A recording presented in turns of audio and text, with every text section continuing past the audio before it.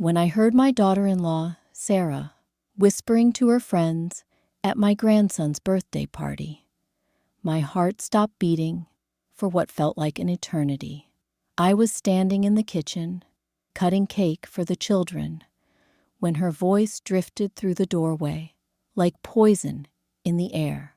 Honestly, I don't know how Marcus turned out so well with a mother like that. She's completely uneducated and, frankly, useless.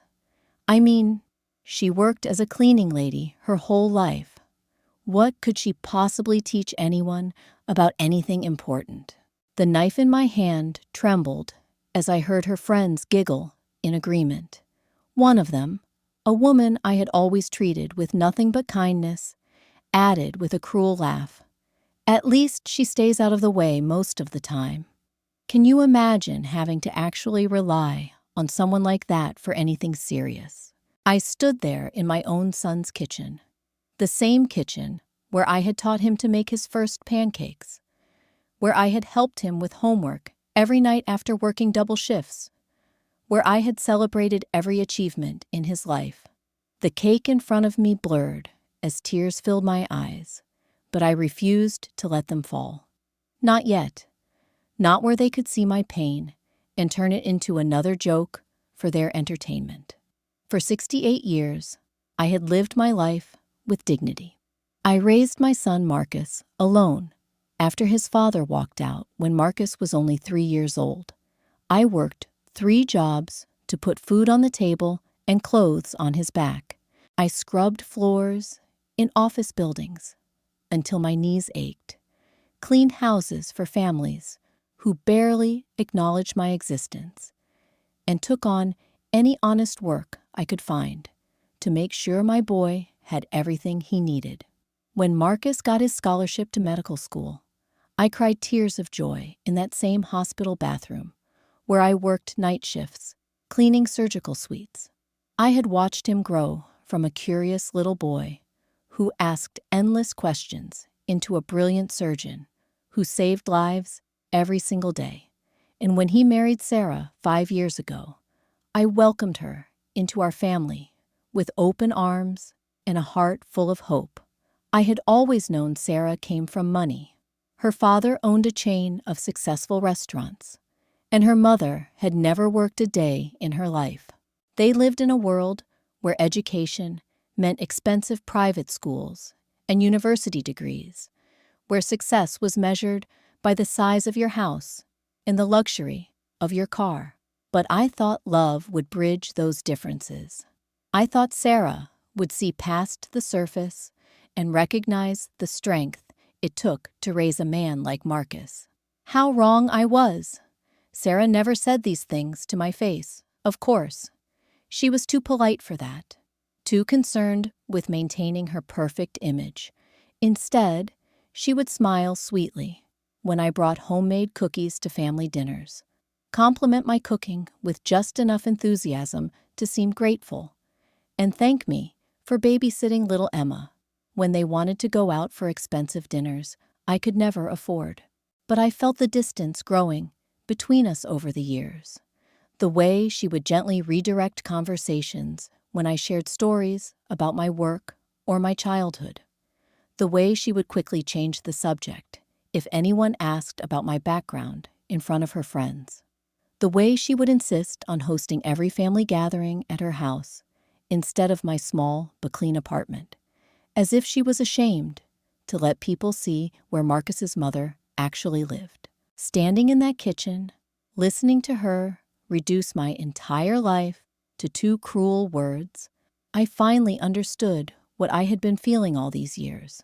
It wasn't just snobbery or class difference. It was complete and utter disrespect for everything I had sacrificed and achieved. To Sarah, I wasn't Marcus's mother who had shaped him into the man he became. I wasn't Emma's grandmother who told her bedtime stories and taught her to braid her hair. I was just an embarrassment to be tolerated and hidden away. The conversation in the living room continued, each word cutting deeper than the last. Sarah's friend Michelle, whose children I had watched countless times without ever asking for a penny, said with obvious disdain, "I just don't understand how Marcus doesn't see it. I mean, she tries to give parenting advice, like she actually knows something about raising successful children. It's almost comical." "The worst part," Sarah replied, her voice dripping with false sympathy, "is that she doesn't even realize how out of place she is. Like when she tries to join conversations about Emma's education or our vacation plans. It's just awkward for everyone involved." Another voice chimed in, someone I didn't immediately recognize. "Well, at least she's harmless. It's not like she could actually influence anything important in your lives." Harmless, useless, uneducated. The words echoed in my mind as I mechanically finished cutting the cake, my hands moving automatically while my heart shattered into pieces. These were the words they used to describe a woman who had worked 16-hour days to pay for her son's textbooks. A woman who had stayed up all night when Marcus had pneumonia, holding him close and praying to God to let her baby breathe easier. A woman who had taught her son the values of hard work, integrity, and compassion that made him the kind of doctor who actually cared about his patients. I thought about all the times Sarah had called me in emergencies, when Emma was running a fever and Sarah panicked because Marcus was in surgery, when their regular babysitter canceled at the last minute and they had important dinner plans with Marcus's colleagues, when Sarah herself was sick with the flu and needed someone to pick up Emma from school and stay with her until Marcus got home. Each time, I had dropped everything to help.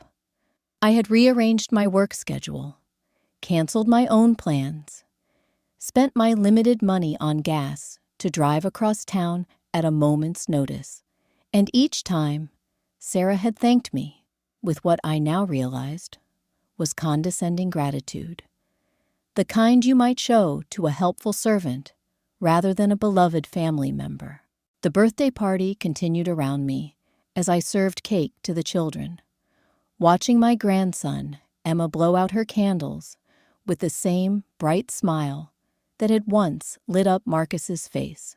She hugged my legs and thanked me for the present I had saved for months to buy, a beautiful doll she had mentioned wanting during one of our quiet afternoons together. "I love you, Grandma," she whispered in my ear, and for a moment, the pain in my chest eased just slightly. At least Emma still saw me as someone worth loving, someone important in her small world. But even that comfort was tainted by the knowledge that Sarah was already working to change that. I had noticed how she would quickly distract Emma when I started telling stories about Marcus's childhood, how she would suggest other activities when Emma wanted to spend time with me, how she was slowly but systematically reducing my role in my granddaughter's life. As the party wound down and guests began to leave, I gathered my strength and prepared to face Sarah directly. I had spent too many years swallowing my hurt, too many years pretending not to notice the subtle signs of disrespect. But something had changed in me during those terrible minutes in the kitchen. Something had hardened and crystallized into a determination I hadn't felt since those early days of raising Marcus alone. I waited until the last guest had gone, until Marcus had taken Emma upstairs for her bath, until it was just Sarah and me cleaning up the remnants of the celebration. She was humming softly to herself, completely unaware that I had heard every poisonous word she had spoken about me. "Sarah," I said quietly, my voice steadier than I expected, "we need to talk." She looked up from the dishes she was loading into the dishwasher, her expression politely curious, but already slightly annoyed. Even now, even when I was clearly upset, she couldn't be bothered to give me her full attention. "What about, Mom?" she asked, using the title she had never said, with genuine warmth. I took a deep breath and looked directly into her eyes. I heard what you said to your friends today about me being uneducated and useless. The color drained from Sarah's face instantly. Her mouth opened and closed like a fish gasping for air, and I watched her scramble to find words that might somehow undo what had been said. But there were no words that could take back that kind of cruelty, and we both knew it. Mom, I don't know what you think you heard, but, she stammered, her voice rising in pitch the way it always did when she was caught in a lie. I heard exactly what you said, I interrupted, my voice growing stronger with each word. You called me uneducated and useless. You laughed about how I worked as a cleaning lady my whole life. You told your friends that I don't know anything about anything important. Sarah's hands were shaking now as she set down the plate she was holding. You're taking it out of context. It was just girl talk. You know how women get together and sometimes say things they don't really mean. The audacity of her excuse made something cold and hard settle in my chest. Girl talk? Is that what we're calling it when you mock the woman who raised the man you married? When you ridicule the grandmother of your child? Please keep your voice down, Sarah whispered frantically, glancing toward the stairs where Marcus was still giving Emma her bath. You're making this into something bigger than it is. Bigger than it is?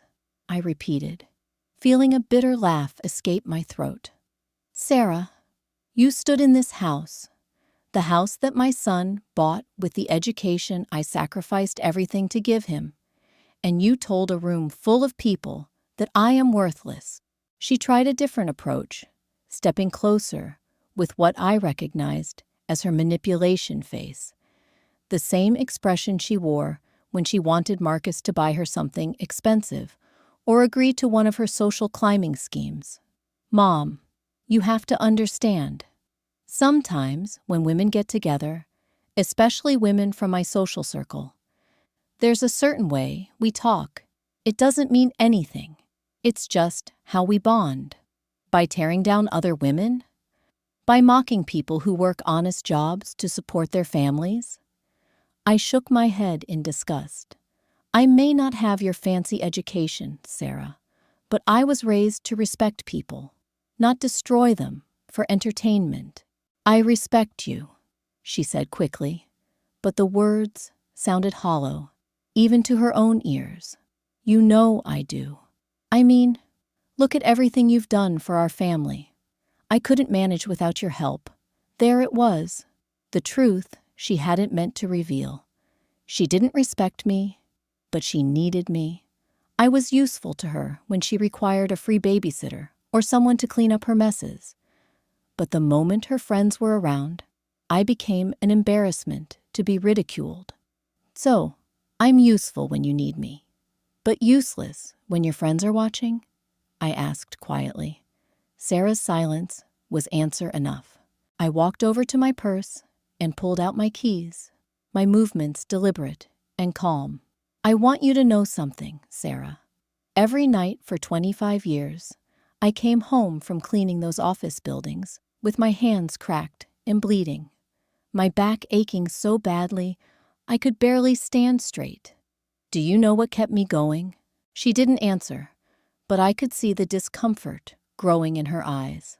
The thought of my son having a better life than I did. The dream that he would become someone important, someone respected, someone who would never have to scrub floors or clean up after people who looked down on him. I paused, letting the weight of my words settle between us. I achieved that dream. I raised a brilliant surgeon who saves lives every single day. But apparently, in your eyes, that makes me a failure. That's not what I meant, Sarah protested weakly. It's exactly what you meant. You think because I didn't go to college, because I worked with my hands instead of sitting in an office, that I have nothing valuable to offer. You think my life's work was meaningless. I walked toward the door, then turned back to face her one last time. Let me tell you something about education, Sarah. I may not have a degree hanging on my wall, but I learned things in those years that no classroom could teach. I learned how to survive when everything falls apart. I learned how to work harder than anyone thought possible. I learned how to sacrifice everything for the people I love. Sarah was crying now, but they weren't tears of remorse. They were tears of panic, the kind that come when someone realizes they've made a terrible mistake that can't be undone. Please don't leave angry, she begged. Think about Emma. Think about Marcus. This family needs you. This family needs me, I repeated slowly. But apparently, this family is also ashamed of me. That's a contradiction you'll have to figure out on your own. I walked to the door and paused with my hand on the handle. I won't be available for babysitting anymore, Sarah. I won't be coming to family dinners where I'm treated like a servant who should be grateful for scraps of attention. And I certainly won't be subjecting myself to any more of your social gatherings where I'm the entertainment. You can't just cut yourself off from your own family, Sarah said desperately. What am I supposed to tell Marcus? Tell him the truth. Tell him exactly what you told your friends today. Let him decide whether his mother is really as useless as you believe. I left that house with my dignity intact for the first time in years. The drive home was quiet, but it wasn't the peaceful quiet I usually enjoyed. It was the heavy silence that comes before a storm, and I knew that everything was about to change. Marcus called me 3 hours later, his voice tight with confusion and anger. Mom, Sarah told me you two had some kind of argument. She's upstairs crying, and she won't tell me what happened. She just keeps saying she made a mistake. I sat in my small living room, looking at the photos of Marcus throughout his childhood that covered every available surface. Pictures of school plays and graduation ceremonies, birthday parties, and quiet moments at home. Evidence of a life well lived and love freely given. Son, I need to ask you something, and I want you to answer me honestly. Do you think I'm an embarrassment to your family? The silence on the other end of the phone lasted too long. When Marcus finally spoke, his voice was careful and measured. Mom, you know I love you. You know everything I am is because of what you did for me. That's not what I asked you, Marcus. Another long pause. Sometimes I wish you understood Sarah's world better. The people we socialize with, the way they think about things. It's not that you're an embarrassment. It's just that you're different. Different. There was that word again, wrapped in kindness, but carrying the same message Sarah had delivered with cruelty. I was different, which meant I didn't belong, which meant I was something to be managed and contained, rather than celebrated. I see, I said quietly. And you think I should change to fit into Sarah's world? I think maybe you could try to understand it better. Maybe take some classes or read some books that would help you relate to the people in our social circle. The suggestion hit me like a physical blow. My own son, the boy I had raised to value character over appearances, was asking me to become someone else, to make his wife more comfortable. He was asking me to erase the woman who had sacrificed everything for him and replace her with someone more acceptable to people who had never worked a day in their lives. Marcus, I said, my voice steady, despite the pain crushing my chest. Do you remember when you were 12 and you came home crying because the other kids at school were making fun of your second-hand clothes? Mom, what does that have to do with anything? Do you remember what I told you? He sighed, clearly irritated by what he saw as my tendency to dwell on the past. You told me that people who judge others by their clothes aren't worth impressing. That's right. And do you remember what else I told you? You said that the people who really matter would see who I was on the inside, not what I wore on the outside. Exactly. So tell me, son, when did you stop believing that? The question hung in the air between us, like a challenge. I could hear him breathing on the other end of the line, could almost feel him struggling with the contradiction between the values I had taught him and the life he was now living. It's not the same thing, Mom. This isn't about clothes or superficial things. This is about being able to connect with people, to communicate effectively in professional and social situations. And you don't think I can do that? I think you could learn to do it better. Those words from my own son hurt more than anything Sarah had said to her friends. At least Sarah's cruelty had been honest. Marcus was trying to dress up his disappointment in me as constructive criticism, but the message was the same. I wasn't good enough, as I was. I raised a surgeon, I said quietly. I raised a man who saves lives and provides for his family and treats his patients with compassion. I did that while working 3 jobs and never asking anyone for help. But apparently, that's not enough to earn respect in your new world. Mom, please don't make this about respect. Of course I respect you. We all do. No, Marcus, you don't. Respect means accepting someone as they are, not asking them to change everything about themselves to make others more comfortable. I hung up the phone and sat in the silence of my small apartment, surrounded by the evidence of a life lived with purpose and love. For the first time in years, I felt completely alone, but I also felt something I hadn't experienced in a long time. I felt free. The freedom was terrifying and exhilarating at the same time. For 5 years, I had been trying to fit myself into the shape Sarah wanted me to take. I had made myself smaller and quieter and more convenient. I had swallowed my pride and accepted condescension as affection. But no more. 3 weeks passed without a single phone call from Marcus or Sarah. 3 weeks of silence that told me everything I needed to know about how essential they truly believed I was to their lives. If I had really been as important as they claimed, if they had really needed me as much as they said, wouldn't they have called to apologize? Wouldn't they have tried to make things right? Instead, they were clearly hoping I would come crawling back, ready to accept my place as the family's useful but embarrassing old woman. They were waiting for me to apologize for having feelings, for daring to demand respect, for refusing to pretend that Sarah's words hadn't cut me to the bone. They were going to be waiting for a very long time, but life has a way of bringing truth to the surface, and sometimes that truth comes wrapped in the most unexpected circumstances.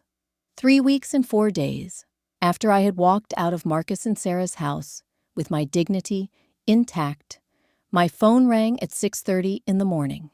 The sound pierced through my peaceful sleep like an alarm bell, and something in my bones told me this wasn't a social call.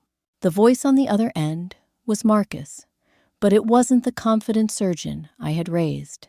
This was a broken man, his words tumbling over each other in panic and desperation. Mom, we're at the hospital.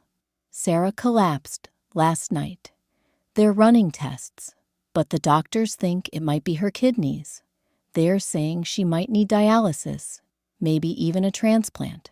I sat up in bed, my heart automatically responding to the crisis the way any mother's would. For a moment, I almost forgot about the cruel words and the weeks of silence. Almost. What happened? Was she sick? She's been feeling tired for weeks. But you know Sarah. She kept saying it was just stress from work. Last night, she couldn't keep anything down, and this morning she could barely wake up. Mom, I'm scared. The vulnerability in his voice took me back to those nights when he was small and running a fever, when he would climb into my bed and press his hot little body against mine for comfort. But this wasn't that innocent child anymore. This was a grown man who had spent the last month letting his wife's disrespect go unchallenged. "Which hospital?" I asked, already reaching for my clothes. "St. Mary's. But Mom, before you come, I need to tell you something. The doctors want to test family members to see if anyone might be compatible for donation, if it comes to that. They're testing me first, but my blood type, it's not looking promising." I knew where this conversation was heading, and something cold settled in my stomach. "And your blood type, Mom. You're O negative, universal donor. Sarah's AB positive. If my tests don't work out, you might be her best chance." There it was. The woman who had called me useless and uneducated might now need my body, my kidney, my literal flesh and blood to survive. The irony was so sharp, it almost made me laugh. But there was nothing funny about watching my son fall apart. I arrived at the hospital an hour later, still wearing the same simple black dress I had worn to confront Sarah weeks ago. The intensive care unit smelled like disinfectant and despair, familiar scents from my years, cleaning these very halls during night shifts. I knew every corner of this place, every supply closet and employee bathroom. I had mopped these floors and emptied these trash cans while Marcus was in medical school, never imagining that one day I would walk these corridors as a family member instead of invisible staff. Marcus was pacing outside Sarah's room, his scrubs wrinkled and his hair disheveled. When he saw me, relief flooded his face, and for a moment he looked like my little boy again. But I wasn't the same woman who used to drop everything to fix his problems. Too much had changed between us. "How is she?" I asked, keeping my voice neutral. "Not good. Her kidney function is at 20% and dropping. They're starting emergency dialysis, but if this continues..." He couldn't finish the sentence. Through the window of Sarah's room, I could see her lying in the hospital bed, tubes and machines surrounding her like mechanical guardians. Her skin had a grayish tint, and even unconscious, her face was twisted in discomfort. She looked fragile and human, in a way I had never seen before, stripped of all the polish and pretense that usually armored her. "The test results for compatibility should be back this afternoon," Marcus continued, his voice hollow with exhaustion. "Mom, I know things have been difficult between you and Sarah lately, but if you're a match, if I'm a match, what exactly are you asking me to do, Marcus?" He stopped pacing and looked at me directly, for the first time since I had arrived. "I'm asking you to save my wife's life." The words hung in the air between us, like a bridge I wasn't sure I wanted to cross. This was the same son who had asked me to change myself to fit into Sarah's world. The same man who had listened to his wife call me useless and uneducated without ever defending me. Now he was asking me to give her a piece of my body. And if I refuse? Marcus's face went white. "You wouldn't. I know you, Mom. You wouldn't let someone die just because of hurt feelings." Hurt feelings. He had reduced weeks of humiliation and a lifetime of disrespect to hurt feelings, as if Sarah had simply forgotten my birthday, instead of systematically trying to erase my importance in my own family. Is that what you think this is about? Hurt feelings? I think you're upset about something that happened weeks ago, and now you're letting pride get in the way of doing what's right.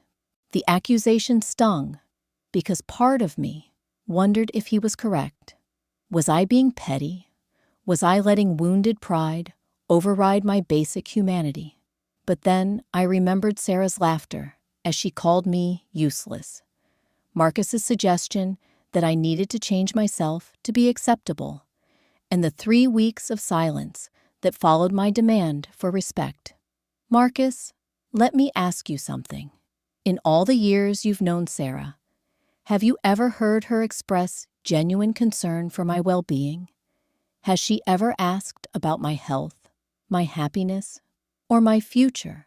He opened his mouth to answer, then closed it again. We both knew the answer. Have you? I continued. When was the last time you called me, just to see how I was doing? When did you last visit my apartment, or take interest in my life beyond what I could do for you?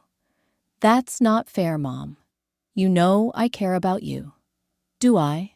Because caring and needing aren't the same thing, son. You need me when there's a crisis, or when Sarah requires free babysitting. But do you care enough to defend me when I'm being mocked? Do you care enough to accept me as I am instead of asking me to become someone else?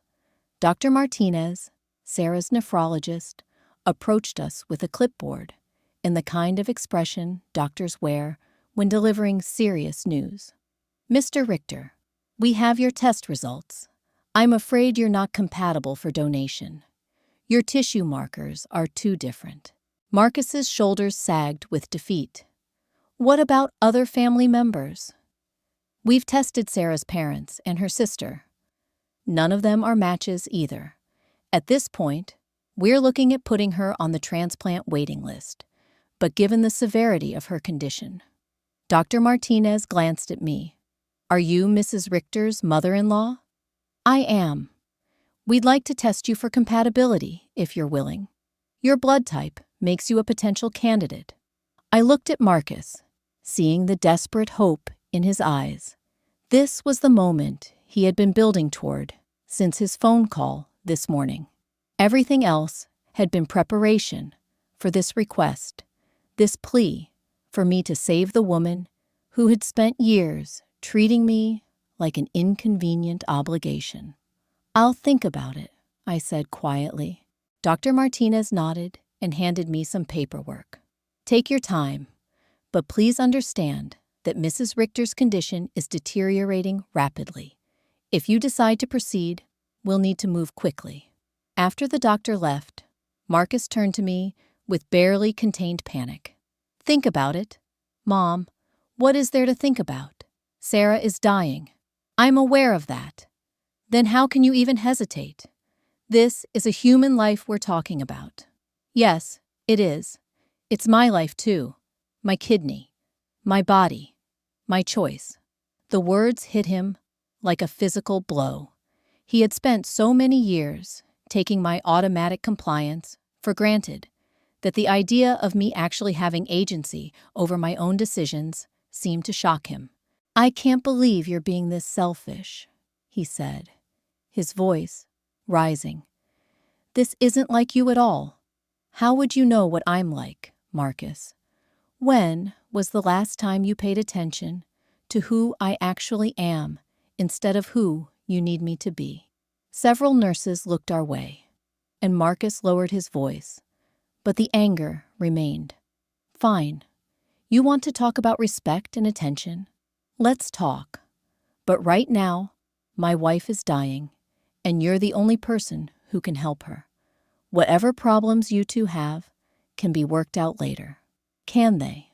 Because 3 weeks ago, I asked for basic respect and got silence in return. I asked to be treated like a valued family member instead of a convenient servant, and you told me I needed to change. Now suddenly, my feelings matter? Your feelings always mattered. No, Marcus, they didn't. They never did. I was supposed to be grateful for whatever scraps of attention you threw my way. I was supposed to smile and accept Sarah's condescension because speaking up would make things awkward for you. I walked over to the window and looked down at the parking lot where I used to catch the bus after my night shifts, bone-tired but proud that I was building something better for my son. That woman felt like a stranger to me now. You want to know what's different about me? I asked, not turning around. I finally realized that sacrifice without recognition isn't love. It's exploitation. And I'm too old to keep pretending otherwise. When I turned back to face Marcus, his expression had changed from anger to something that looked almost like fear. For the first time, he was seeing me as a person with my own will, rather than an extension of his needs. So what are you saying? You won't help Sarah because she hurt your feelings? I'm saying that for 35 years, I gave everything I had to build a life for you. I worked jobs that destroyed my body so you could have opportunities I never dreamed of. I sacrificed my own comfort, my own future, my own happiness to make sure you never wanted for anything. Marcus shifted uncomfortably, probably remembering all the times he had taken my sacrifices for granted. And in return, I asked for one thing: respect. Not gratitude, not repayment, just basic human respect. Instead, I got a daughter-in-law who mocks me to her friends and a son who thinks I should change myself to make his life easier. Mom, please. Sarah was wrong to say those things. I was wrong not to defend you. But this is bigger than our family drama. This is life and death. Yes, it is. And for the first time in my adult life, I get to choose whose life matters most. For 35 years, it was always your life, your future, your happiness that came first. Maybe it's time I considered my own. The blood test results came back 2 hours later. Dr. Martinez delivered the news with professional calm, but I could see the relief in Marcus's eyes. Mrs. Richter, you're not just compatible, you're an almost perfect match. This is actually quite rare and very fortunate. Fortunate. The word echoed in my mind as I stared at the test results.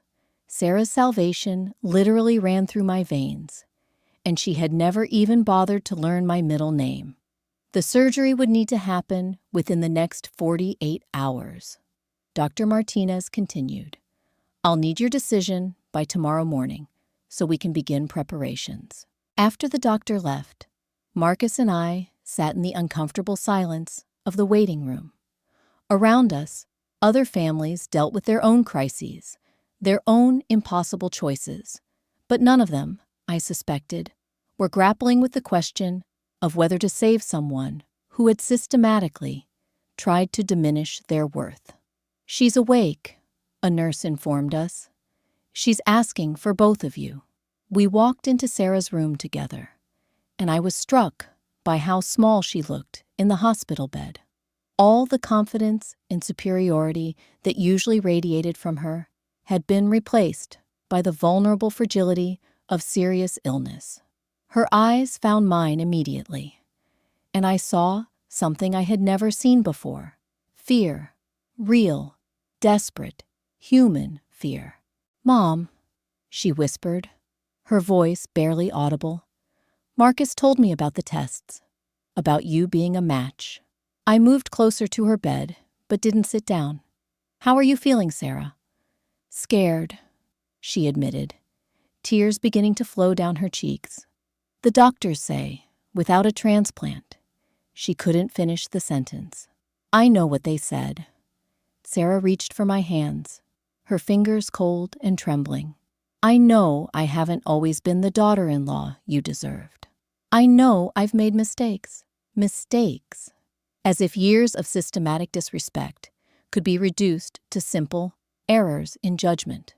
I heard what you said to your friends at Emma's party, I said quietly. Her face crumbled completely. I'm so sorry. I was showing off, trying to fit in with those awful women.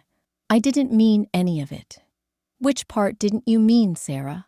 The part where you called me uneducated? Or the part where you said I was useless? She was sobbing now, her whole body shaking with the effort. None of it. I didn't mean any of it. You're not useless. You're Emma's grandmother. You're Marcus's mother. You're important. Important enough to save? Yes, she gasped, gripping my hands tighter. Please, I know I don't deserve it, but please don't let me die because I was cruel and stupid. I looked down at her hands, clutching mine, the same hands that had dismissed me as worthless just weeks ago. Behind me, I could feel Marcus holding his breath, waiting for my answer. Slowly, deliberately, I pulled my hands free from her desperate grasp. Sarah, I said, my voice steady and clear, you told your friends that I was useless. You laughed about my lack of education and my working-class background. You made it very clear that I had nothing valuable to offer your family. She tried to reach for me again, but I stepped back. Well, I've thought about what you said, and I've come to realize that you might be right. If I'm truly as useless as you believe, then surely I can't be of any help to you now. The color drained from her face as she understood what I was saying. Useless people, I continued, can't save anybody. The silence that followed my words was deafening. Sarah's mouth opened and closed like she was drowning in air, her eyes wide with the kind of terror that comes when you realize you've pushed someone too far and there's no way back. Marcus stood frozen behind me, and I could hear his sharp intake of breath as the full weight of what I had said settled over the room. Mom, you don't mean that, he whispered, his voice cracking like it did when he was 12 years old and caught in a lie. I turned to look at my son, this man I had raised with every ounce of strength in my body, and felt something shift inside my chest. Not anger anymore, but a cold, crystalline clarity that cut through 35 years of putting everyone else's needs before my own. Don't I? I asked, tilting my head slightly. For weeks now, I've been told exactly what I am and what I'm worth. Sarah made it very clear to a room full of people that I have nothing valuable to contribute to this family. You agreed with her assessment when you suggested I needed to change everything about myself to be acceptable. Sarah was hyperventilating now, her breathing coming in short, panicked gasps. Please, she wheezed. I was wrong. I was so wrong. I'll do anything to make it right. Anything? I repeated, my voice carrying a note of curiosity. That's interesting, because 3 weeks ago, when I asked for simple respect, you couldn't manage that. When I asked to be treated like a human being instead of a convenient servant, that was apparently too much to ask. Marcus stepped forward, his hands shaking as he reached toward me. Mom, please, I'm begging you, don't let pride destroy our family. Pride? The word came out sharper than I intended. Marcus, this isn't about pride. This is about 35 years of being taken for granted, dismissed, and treated like my only value was what I could provide for other people. I walked to the window and looked out at the city skyline, the same view I used to see during those long night shifts when I cleaned these very rooms. Back then, I had found comfort in knowing that somewhere out there, my son was sleeping peacefully because I was working to secure his future. Now that same view felt like looking at a life that belonged to someone else entirely. Do you know what I did last night? I asked, not turning around. I sat in my apartment and tried to remember the last time either of you asked me about my dreams, my hopes, my fears, not my availability to babysit or my willingness to help with some crisis, but me as a person with my own inner life. Neither of them answered because we all knew there was no answer to give. I couldn't remember a single instance, Marcus, not one conversation in the past 5 years where you showed genuine interest in who I am beyond what I can do for you. Behind me, I could hear Sarah's labored breathing getting worse, the machines around her bed beeping with increasing urgency. A nurse rushed in, checked her vitals, and gave me a meaningful look. "Mrs. Richter," the nurse said gently, "I don't mean to interrupt, but the patient's stress levels are becoming dangerous. Perhaps we could continue this conversation later." I nodded and moved toward the door, but Sarah's voice stopped me. "Wait," she gasped, struggling to sit up despite the tubes and wires. "Please don't leave. I need to tell you something." I paused, but didn't turn around. "When Emma was born," Sarah continued, her voice barely above a whisper, "I was terrified. I didn't know how to be a mother. My own mother she was never nurturing like you are. Despite myself, I felt a small crack in the wall I had built around my heart. I watched you with Emma, the way you held her, sang to her, made her feel safe. I was jealous. I was jealous of a baby because she got the kind of love from you that I never had from anyone." I finally turned around, and for the first time since I had known her, Sarah looked completely stripped of pretense. "That doesn't excuse what I said," she rushed on. "Nothing excuses it. But I need you to know that when I called you useless, I was really talking about myself. I felt useless as a mother, useless as a wife, useless as a person, and instead of dealing with those feelings, I projected them onto you." The admission hung in the air like smoke, heavy and complicated.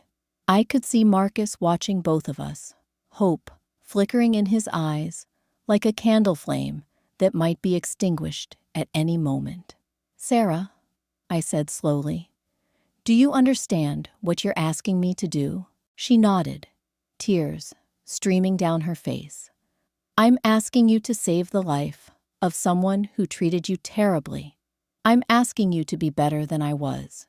You're asking me to undergo major surgery, to risk my own health and recovery, to give you a piece of my body so you can continue living the life you've built, while systematically excluding me from it." The harsh reality of it seemed to hit her for the first time.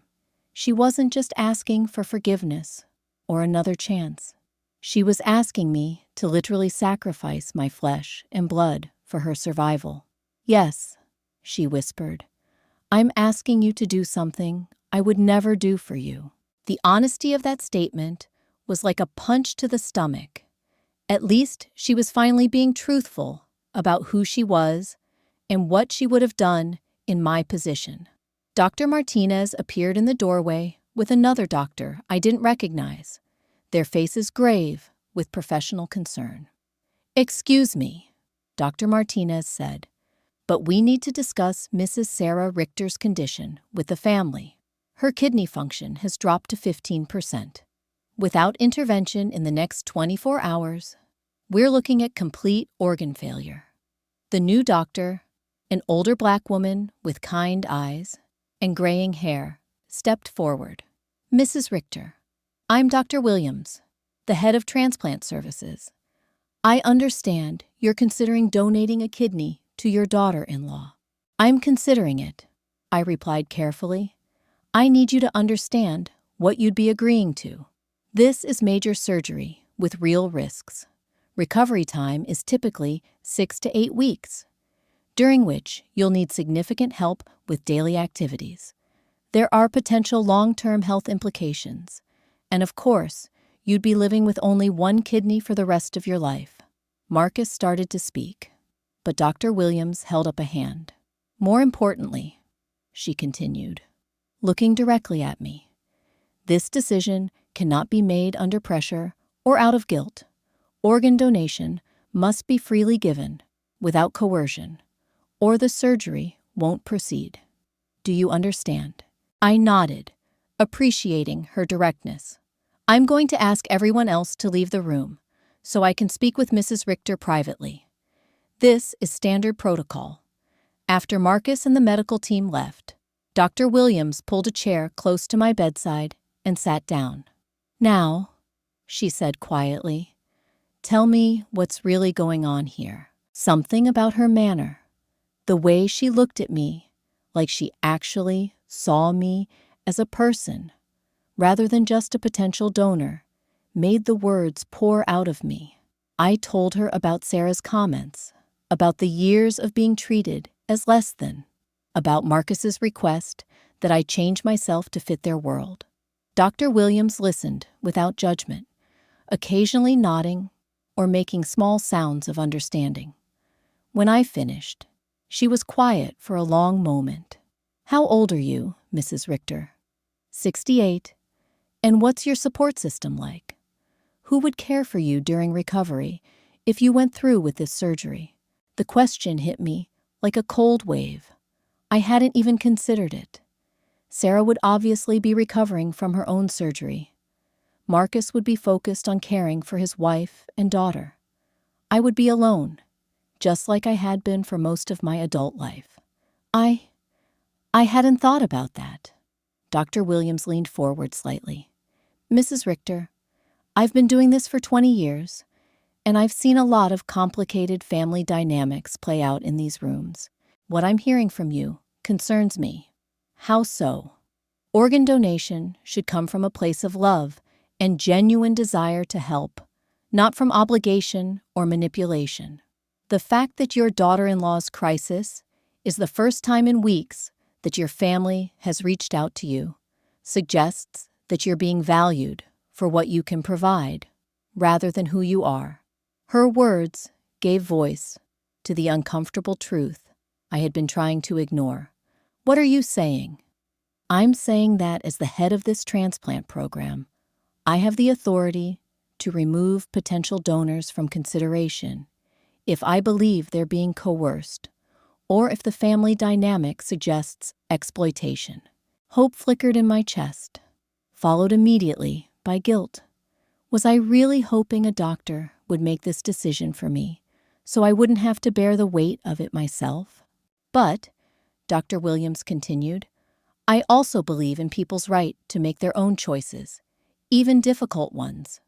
So I'm going to ask you to take the next 18 hours to really think about this.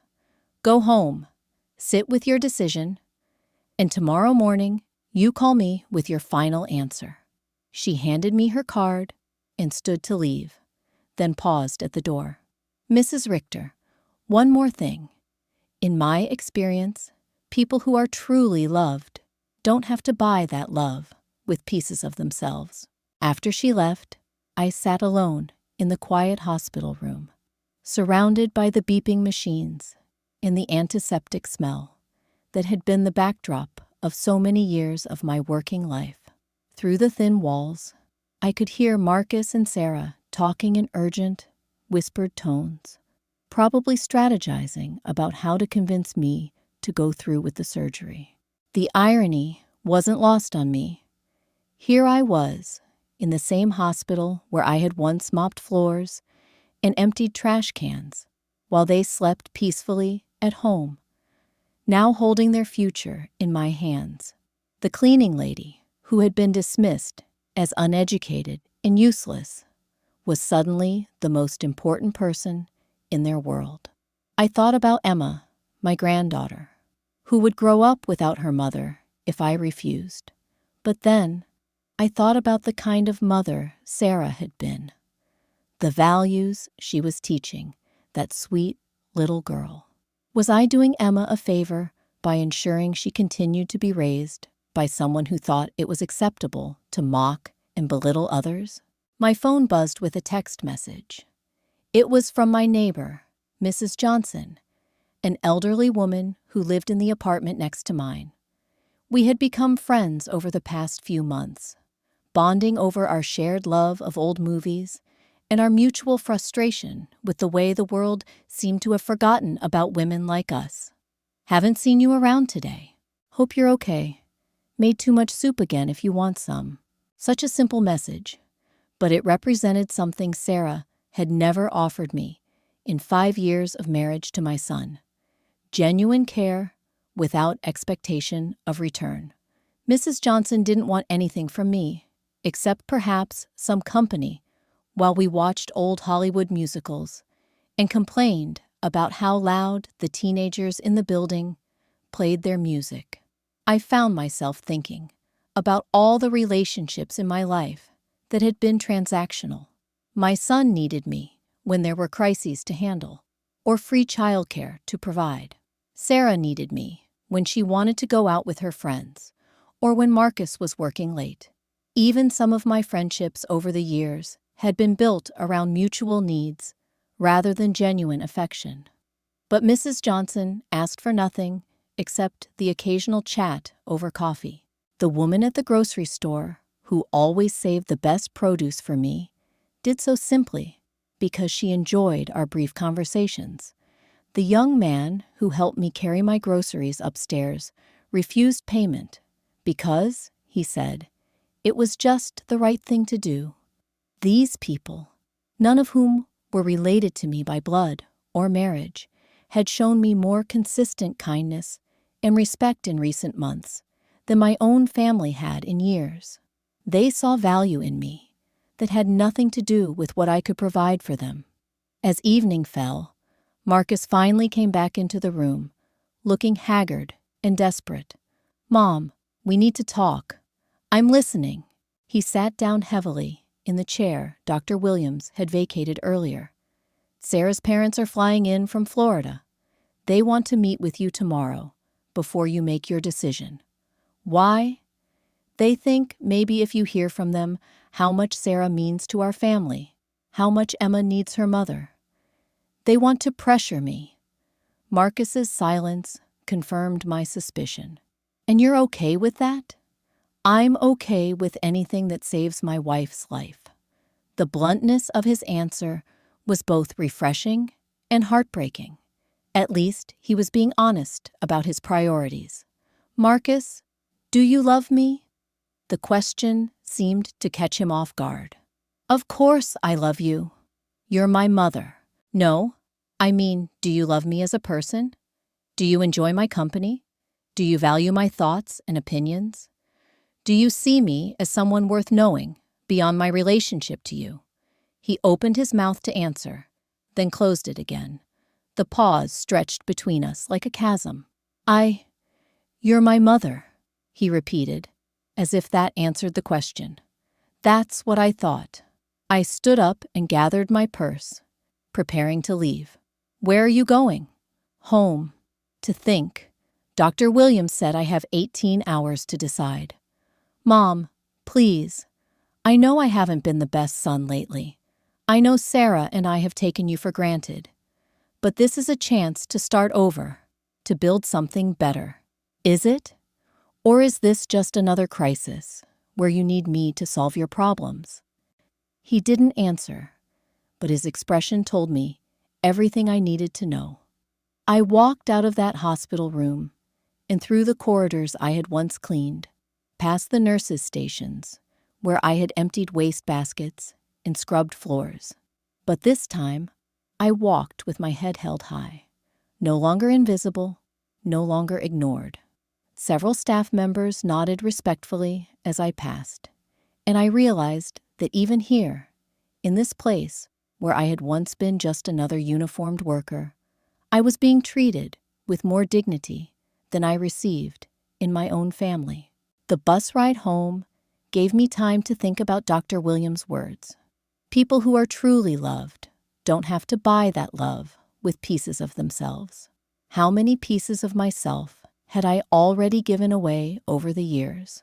How much of my own identity had I sacrificed trying to earn affection that was never freely offered?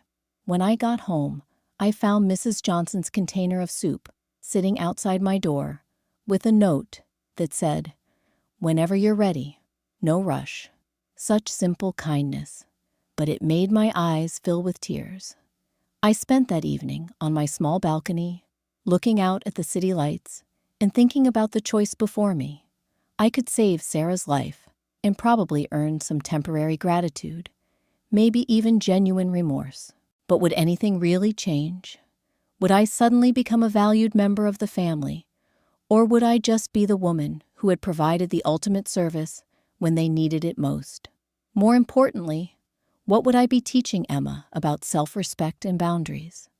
If I gave my kidney to someone who had consistently treated me as disposable, what lesson was I passing down to the next generation of women in my family?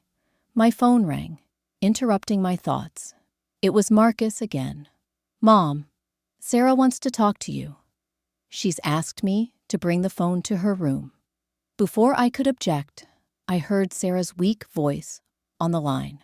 "Mom, I know I don't have the right to ask you for anything, but I'm not asking for me. I'm asking for Emma. She needs her mother. Emma needs a mother who teaches her to respect other people, especially the women who came before her. I can be that mother. I will be that mother. This experience has changed me. Has it? Or has it just scared you?" The line was quiet for so long, I thought she might have hung up. "Both," she finally admitted. "I'm terrified of dying, but I'm also ashamed of who I've been. I want a chance to do better. Sarah, I've been doing better my whole life. I've been working to improve myself, to be worthy of love and respect since I was a teenager.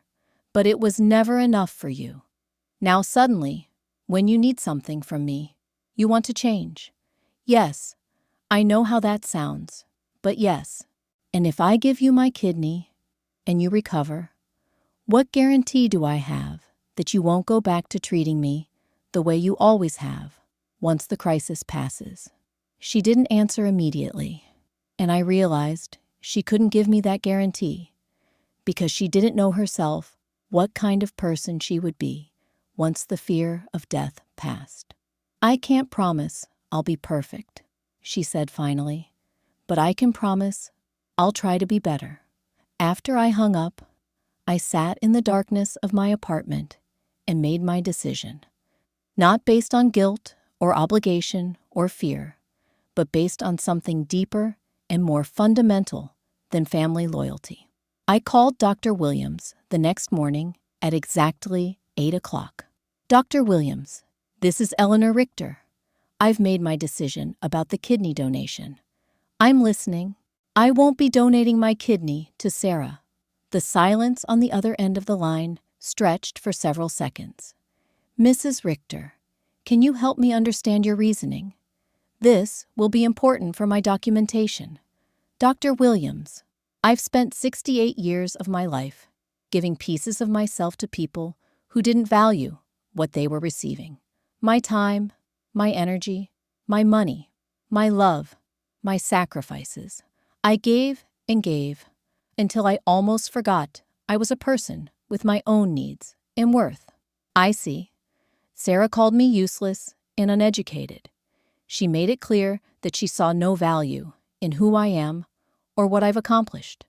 My own son agreed with her assessment and suggested I needed to change myself to be acceptable to their social circle." I paused, gathering my thoughts. If I truly am as useless as they believe, then surely my kidney would be useless too. And if I'm as uneducated as they claim, then I'm probably too ignorant to understand the medical procedures involved in donation. Dr. Williams made a sound that might have been a suppressed laugh. "Furthermore," I continued, "I realized that saving Sarah's life wouldn't change the fundamental dynamic between us. It would just make me the woman who provided the ultimate service when they needed it most. I would become the family saint, which is just another form of being used. Mrs. Richter, I want you to know that I support your decision completely. In my professional opinion, you're making the right choice for yourself." "Thank you, Dr. Williams. That means more than you know." After I hung up, I called Marcus. "Mom, please tell me you're calling with good news." "I'm calling to tell you that I won't be donating my kidney to Sarah." The sound that came from the other end of the line was somewhere between a gasp and a sob. The line went dead, and I set my phone down with hands that were perfectly steady, For the first time in 35 years, I had chosen myself. I had chosen my own worth over someone else's need. Within hours, word spread through Sarah's family and social circle. The woman they had dismissed as uneducated and useless had held their daughter's life in her hands and chosen to let her face the consequences of her own cruelty. Some called me heartless. Others whispered that I was vindictive and bitter. But I knew the truth, that they couldn't see through their panic and desperation. I wasn't being cruel. I was simply being consistent with their own assessment of my value. Sarah passed away 6 weeks later, still waiting for a kidney that never came. At the funeral, I sat in the back row, watching my son grieve for the woman who had poisoned his mind against his own mother. Emma cried for the mother she would barely remember, and my heart broke for that innocent child who had become collateral damage in a war between dignity and disrespect. But as I watched Marcus struggle to explain to his daughter why Grandma hadn't saved Mommy when she could have, I realized something profound. Sometimes the most loving thing you can do is refuse to enable someone's worst behavior, even if the cost is devastating. The friends who had laughed at Sarah's cruel jokes about me avoided my eyes at the service. They understood, perhaps for the first time, that words have consequences, and that the people they dismiss as powerless might hold more power than they ever imagined. I am 71 years old now, and I have finally learned that respect cannot be bought with sacrifice. Love that must be purchased with pieces of yourself is not love at all, and sometimes the most powerful thing a woman can say is simply no. My name is Eleanor, and I chose myself, and you know what? For the first time in my life, that choice felt like freedom.